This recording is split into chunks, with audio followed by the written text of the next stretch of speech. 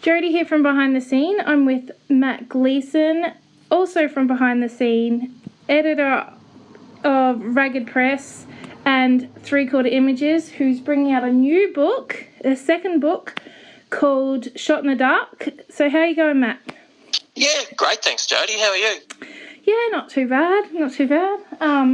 So this is your second book. Your first book was Passion for Punk, which I am obsessed with, and I have long before I met you. It was a gift from my partner, and it was just like, hey, I'm in a book. And then I seen it was like amazing. So tell us a bit about this new book. You have a Kickstarter?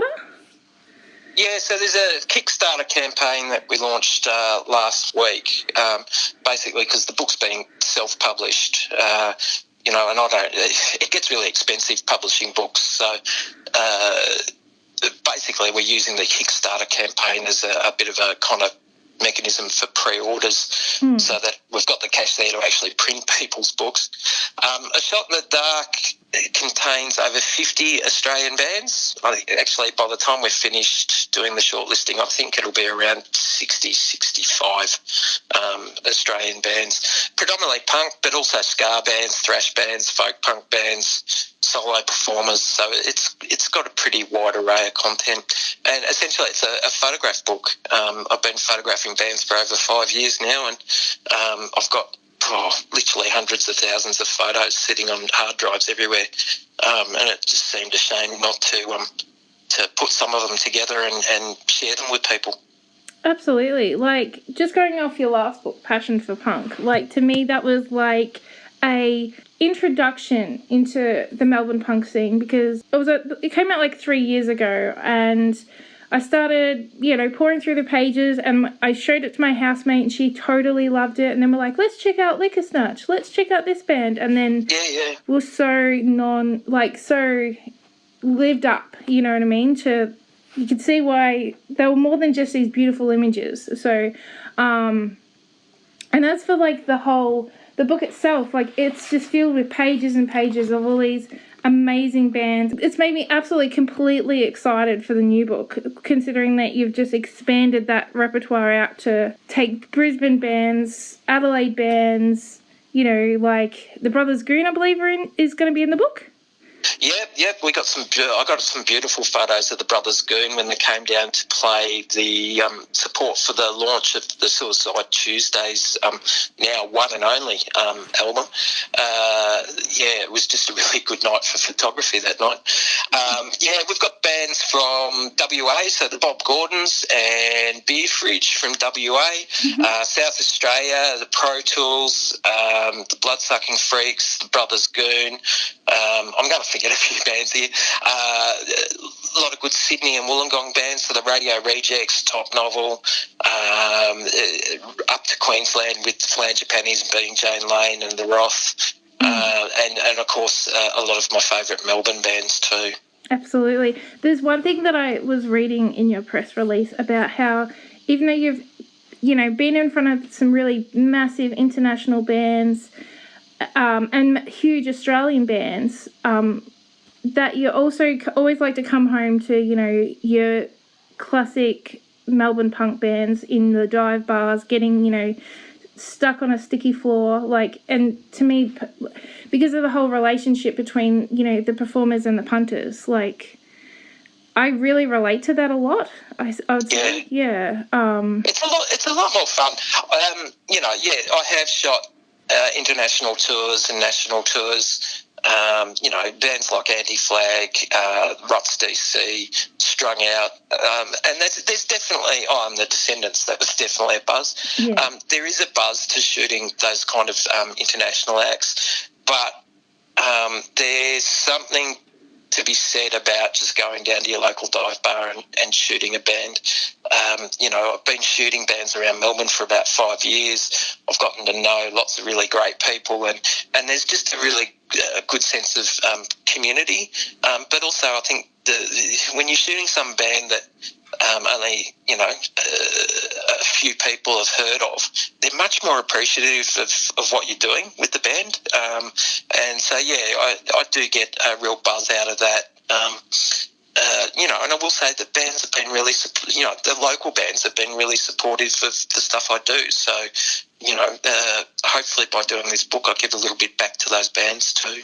Yeah, definitely. Like, I find the same thing when I'm doing interviews. Like, you do get a buzz out of talking to, like, Bill Stevenson from Descendants. At the same time, there is nothing like going to the pub, seeing this awesome performance, and then catching up and saying g'day to, you know, Flea from Liquor Snatch, or, you know, Josh from Radio Rejects, or Jodie from Flunger Panties, you know, because they're all just very down-to-earth people.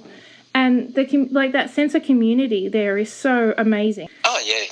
I mean, shooting an international act, nobody's going to ask me how my partner and kids are.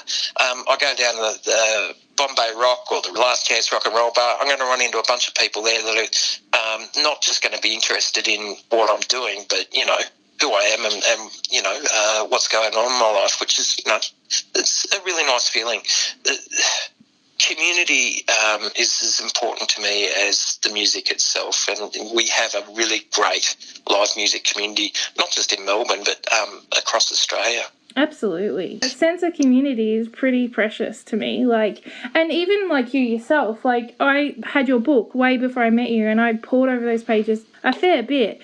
And then I kind of had that fangirl moment when I came up to you and I was like, I loved your book. Like, and then we just I remember that actually. Yeah. And then just chatted about bands we liked, which were very similar. Yep.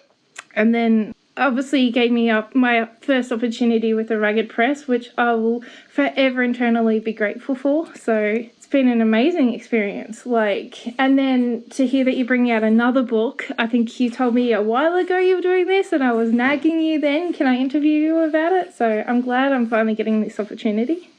Yeah, I think I was telling a few people about it, but didn't actually do anything about it until last month. Yeah. You know, I tend to be a bit impulsive, so what happens is I have lots and lots of ideas. I was thinking the other day that I need to invent a voice recorder for in my shower, because that's when a lot of my thinking happens, and I come up with a gazillion ideas, and then I don't do anything with them. With most of them for a while. I'm the same. I call my shower my think tank because of I've talked to a few people about it going, is this a weird conversation? But I'm surprised at how many people do so much contemplating in the shower. It's, you know, and then one day I'll just wake up and I'll impulsively do something, and that's essentially a shot in the dark. Yeah. If you had have asked me the week prior, there was... Yeah, I'll do that one day. Yeah. And then one day I just woke up and I did it, you know, or I'm doing it. And, like, with your Kickstarter campaign to help pre-buy books and stuff like that, you set the goal for $2,000 and that was met within 3 days. Like, and it's still growing, which is... Yeah, I set the goal pretty low because I wanted to just make sure that whatever happened, we would print the book. So if we only got funded to print 20 books, then we would, you know, I'd print 20 books. At the end of the day, I'd love to sell a couple of hundred of the books, but I'm just really happy to be bringing out the book full stop. There's been some small discussions with a small kind of startup publisher, and if we can get enough volume of books sold via the Kickstarter campaign, there is a opportunity to possibly get the book placed in bookstores, so they do printing and distro for me. That'd be pretty amazing. Like that would be amazing, but even if that doesn't come off, I'm just rapt that I'm bringing out another book, to be quite honest. I am too, to be honest. Absolutely rapt. I think that's one of the best parts about this community as well, is we can have crazy ideas and there's always someone there willing to go along and support you in it. Even if they, you know, not everyone will agree with it, but then there's people there who will support each other's creativity, which is pretty cool. Yeah, look, the first book wouldn't have happened and the second book won't be happening without the support of people, and I've been really lucky in that I've had formed some really great friendships and had some really great support. So I probably should give a shout out to a few people. Mick and Casey, so Noodle Promotions and Punkabilly Touring. They're also part of Strawberry Fizz Cake. Have always, from the very, very early days when I was taking shitty photos and didn't really know what I was doing right through till now, have supported me. there's a number of bands that I kind of refer to as my muses, who I just keep returning to time and time again because, one, they're supportive, two, they make some amazing music, and they've always been open to any kind of crackpot idea that I've had too. So, venue staff as well. They're quite often forgotten, but there's a lot of venue staff. The Brunny, the Retreat, Bombay Rock, and Last Chance Rock and Roll Bar have always been quite supportive of what I do. So it's it is a community, but I couldn't do this stuff on my own. I remember when I first came up with the idea for the first book, I actually messaged Casey and said, I'm thinking of doing this book to raise money for mental health charities, and what do you reckon? Not having ever done anything like this before. Casey and Mick's response was just huge. They were hugely, hugely supportive. Really can't thank them enough, It was the same when I put together Ragged Press. People like yourself kind of just volunteered your time to make that what it was. So, it's a great community, and hopefully I keep coming up with crackpot ideas, and hopefully people keep jumping on board, Yeah, you come up with pretty awesome crackpot ideas, like...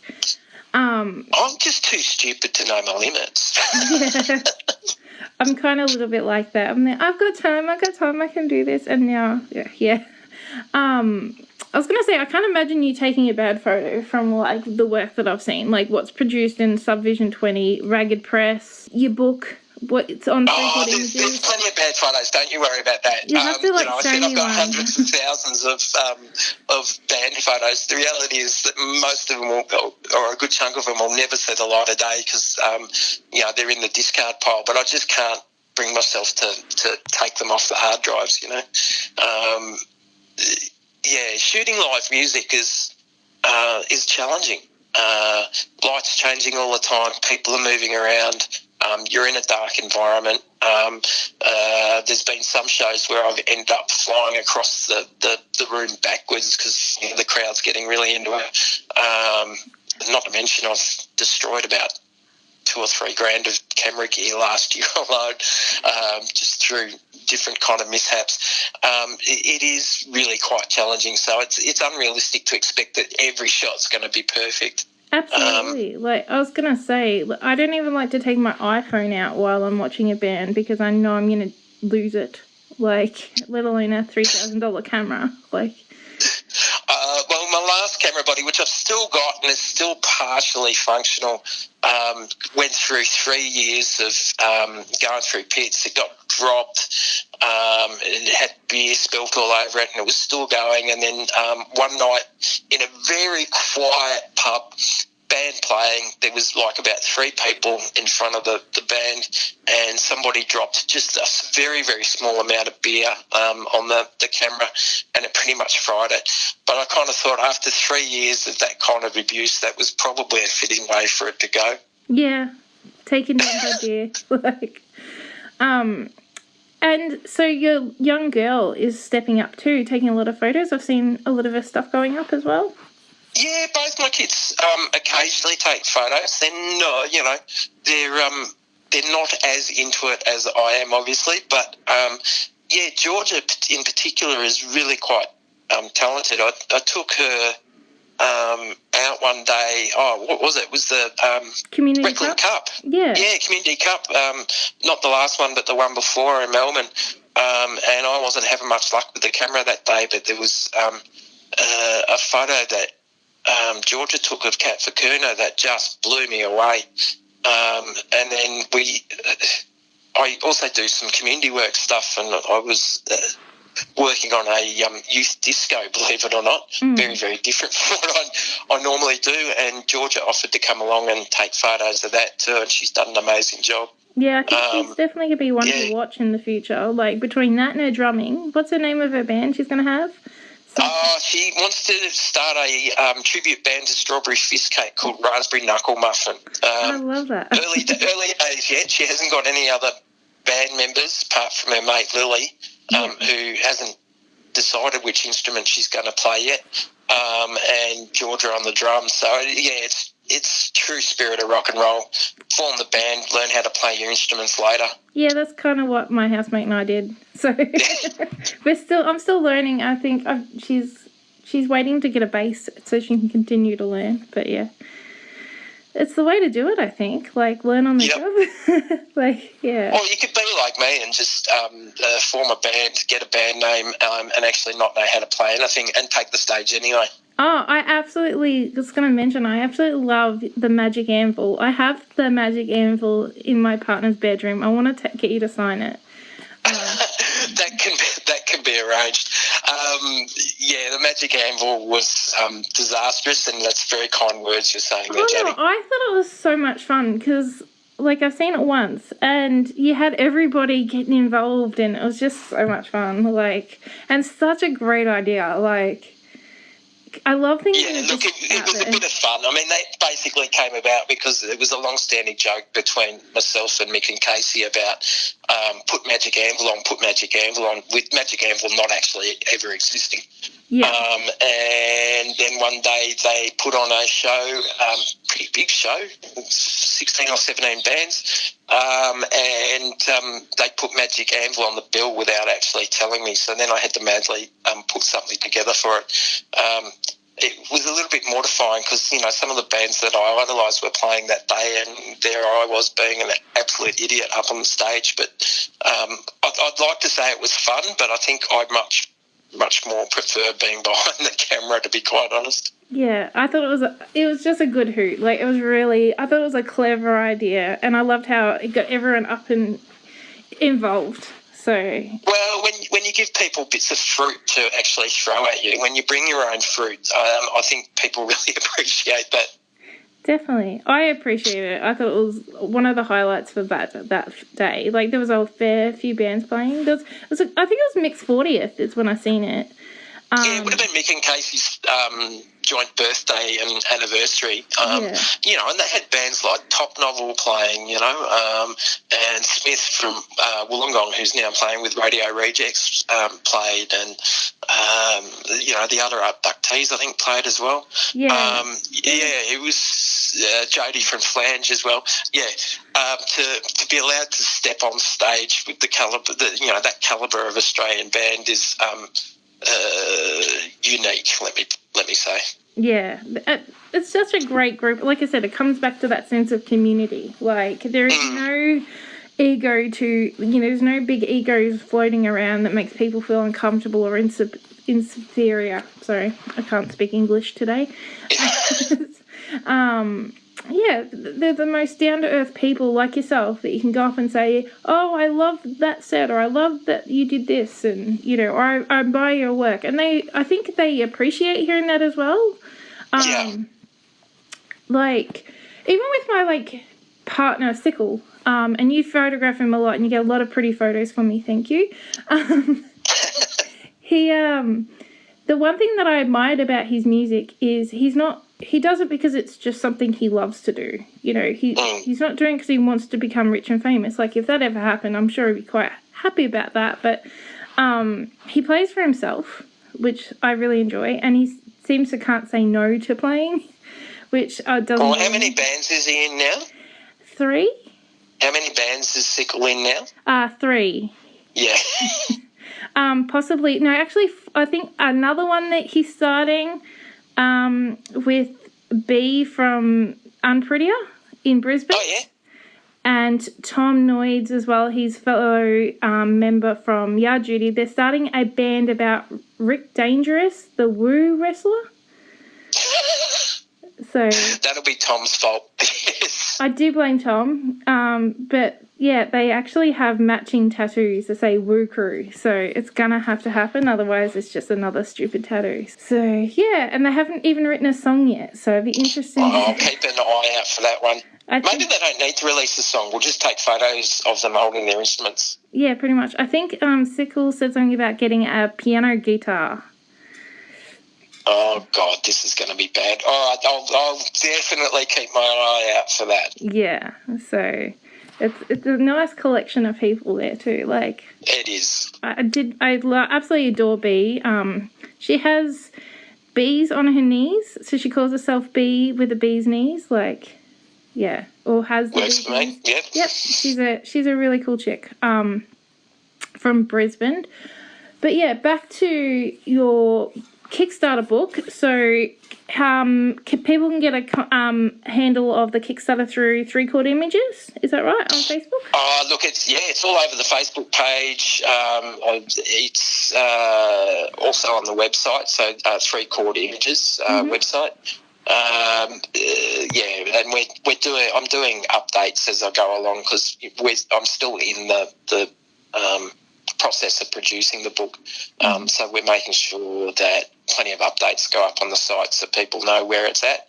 I should also mention that we'll be having a launch show, and I can't give out too much details about that yet, apart from saying that it'll be in the first week of December and it'll be in Melbourne. But if people have bought a book and they come to the launch show and pick up their book in person, I will refund their shipping cost. So I think it's like $8.50 shipping for the soft cover and $13 or $14 for the hardcover book. So you come down and we'll give you enough money to buy your first drink when you pick up your book. That's a handy deal. And if it's going from the last launch, which I heard was pretty epic, it's going to be even better, I'd say, considering... I can neither confirm or deny anything yet, mainly because we haven't locked anything in yet. Yeah. Look, it should be really... it should be a massive time. Definitely. I'm looking forward to it. And how much time is left on the Kickstarter?